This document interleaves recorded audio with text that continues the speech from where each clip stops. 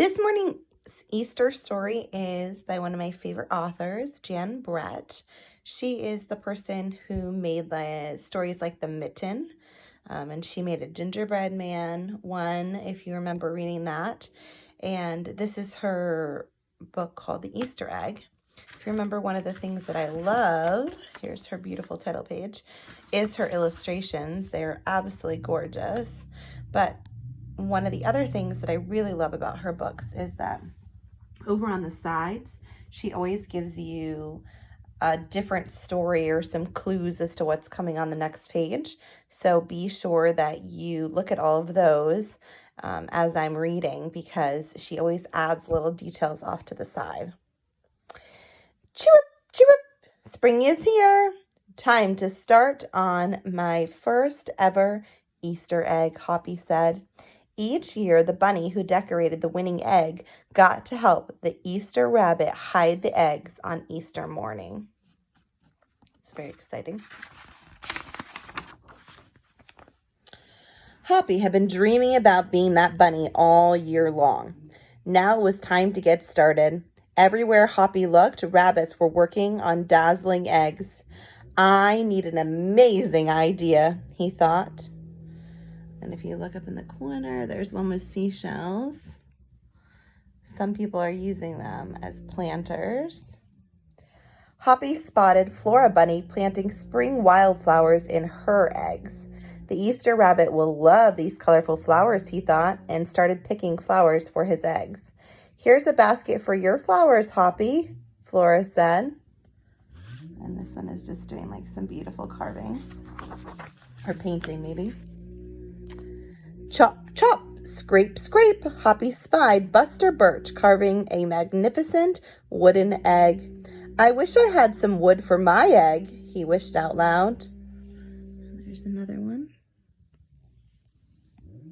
Here you go, Hoppy, Buster Birch said, and he put a smooth round piece of wood in Hoppy's basket. Thank you, Buster, Hoppy said. This next one is, oh, it looks like it's almost like jelly beans, kind of. Oh. Hoppy was hopping along when the smell of sweetness led him out of the woods and straight to the chocolate egg that Aunt Sassafras was decorating with creamy frosting, squiggles, and bows. This could be my favorite one. This one on the side is like a turtle shell, kind of. But look at this one. Oh, chocolate and frosting squiggles. Hello, Hoppy, she said, and she put some chocolate squares in his basket. Hippity hop, Hoppy explained. I'll make the Easter rabbit a chocolate egg so sweet it'll make his whiskers tingle. So right now he's just kind of using all of their ideas that he has seen everyone else have. Not really anything of his own yet. Then Hoppy saw Granny Irene decorating one of her fabulous story eggs. First, she traced a design on the egg with a special tool. Then she dipped the egg in pots of yellow, green, orange, and red dye, adding to the design each time. They're beautiful. Hoppy couldn't believe his eyes. I'll never make an egg that beautiful, he told Granny Irene. She smiled. Try, she said, giving him one of her special tools. And then on the other side is a gold dipped egg and a silver dipped egg. Also beautiful. Hoppy was hopping by Hans Vanderrabbit's garden when he spotted an extraordinary egg.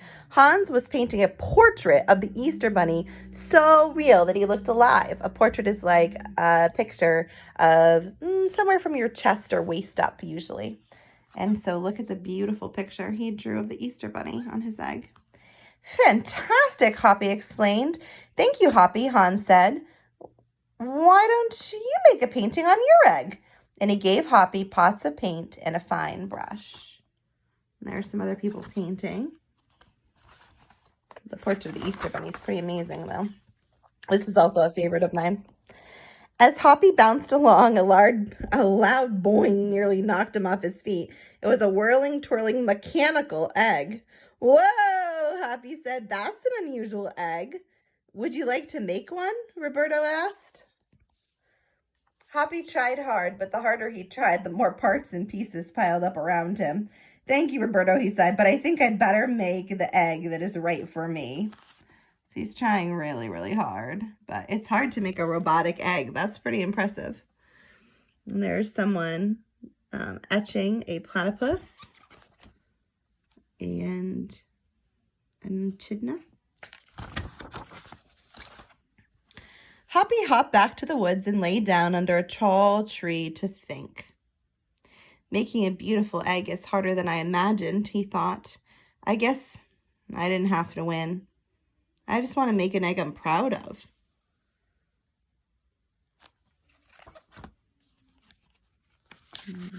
That doesn't know what his will be yet.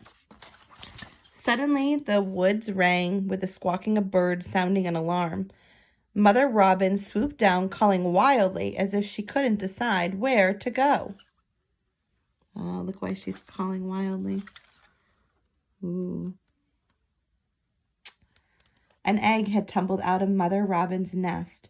Inside the perfect blue egg was a baby robin that needed its mother to keep it warm until it hatched. A way more important kind of egg than a decorated one for Easter. Even though these decorated ones are beautiful, there is a little baby bird in that one. Hoppy knew what he had to do. He sat down carefully and he covered the blue egg with his soft, warm fur.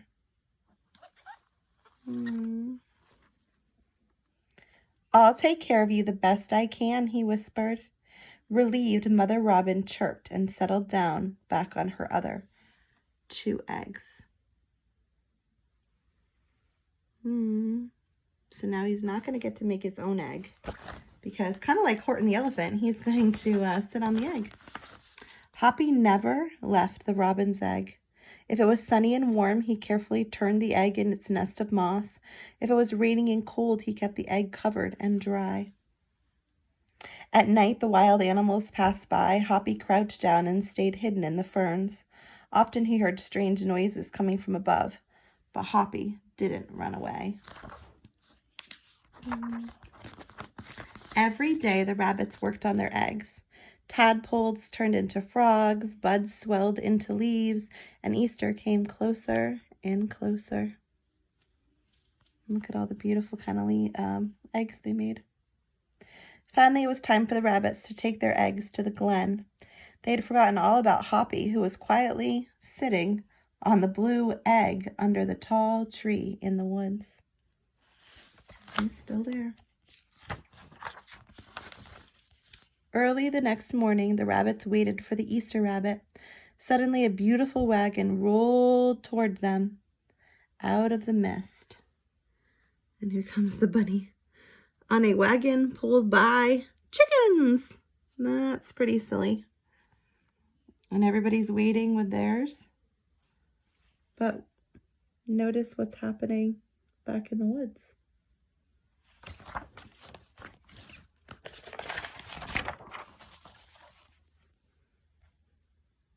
So precious.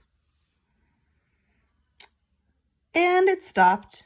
The Easter bunny stepped down from the wagon and admired the decorated eggs one by one.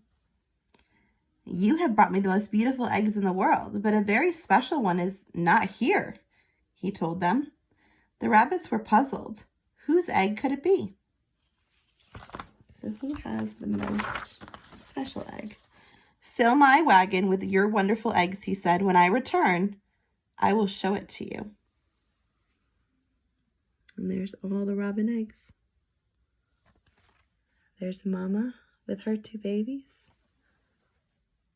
And there's the one that he's been working with. And the Easter bunny, he disappeared into the woods. He came back with Hoppy, who was looking scruffy and bedraggled.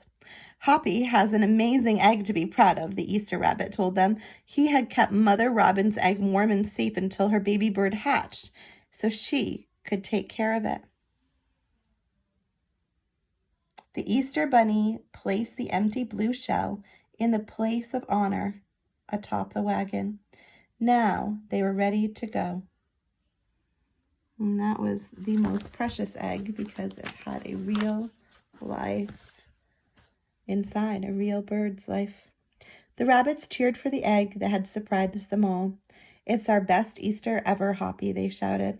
Then the brave little bunny and the Easter rabbit rode off together to hide the eggs for girls and boys to find on Easter morning. And the bird is right with them too.